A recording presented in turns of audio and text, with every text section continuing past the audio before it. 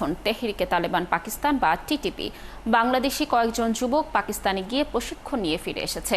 তাদের মধ্যে একজনকে গ্রেফতারের পর জিজ্ঞাসাবাদের পর এসব তথ্য জানায় অ্যান্টি টেরোরিজম ইউনিট এটিইউ। সংস্থাটি বলছে টিটিপি ছাড়াও নিষিদ্ধ ঘোষিত আরও 9টি জঙ্গি সংগঠন কার্যক্রম পরিচালনা করছে। তাদের বিরুদ্ধে অভিযান শুরু করেছে আইনশৃঙ্খলা বাহিনী। আরও জানাচ্ছেন মোহন ইসলাম। তেহরিকে তালেবান পাকিস্তান বা টিটিপি একটি সশস্ত্র জিহাদি গোষ্ঠী যা পাকিস্তান আফগানিস্তান সীমান্তে সক্রিয় আছে। সম্প্রতি এই গোষ্ঠী বাংলাদেশে কার্যক্রম পরিচালনা করছে এমন গোয়েন্দা তথ্যের ভিত্তিতে 2 জুলাই সাভার থেকে মোহাম্মদ ফয়সাল নামের একজনকে গ্রেপ্তার করে অ্যান্টি টেরোরিজম ইউনিট।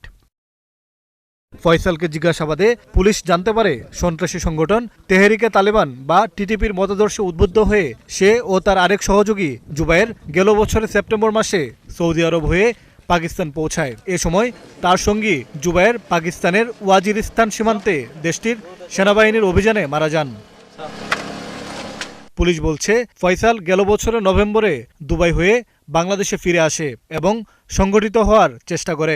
আল ইমরান নামের আরেক ব্যক্তি নিজেকে টিটিপির বাংলাদেশের প্রধান দাবি করে ফয়সাল সহ রেজাউল করিম আবরার, আসিফ আদনান, জাকারিয়া মাসুদ ও মোহাম্মদ সানাব নামের ব্যক্তিদের যুদ্ধে অংশ নিতে সংঘবদ্ধ করে। তাদের সবার বিরুদ্ধে সন্ত্রাস বিরোধী আইনে মামলা করেছে এটিইউ। গত 5/7/2025 তারিখে সাভার থানায় একটি সন্ত্রাস বিরোধী আইন 2009 এর অধীনে তার বিরুদ্ধে একটি নিয়মিত মামলা দায়ের হয়। এই মামলায় মোট এজাহার নামী আসামি 6 জন, তার মধ্যে একমাত্র মোহাম্মদ ফয়সালই গ্রেপ্তার আছে। ফয়সালকে জিজ্ঞাসাবাদ করে টিটিপির সঙ্গে যুক্ত থাকার অভিযোগে গ্রেপ্তার করা হয়েছে জঙ্গি সংগঠন জামাতুল আনসার ফিল হিন্দাল শারকিয়ার প্রধান শামীম মাহফুজকে।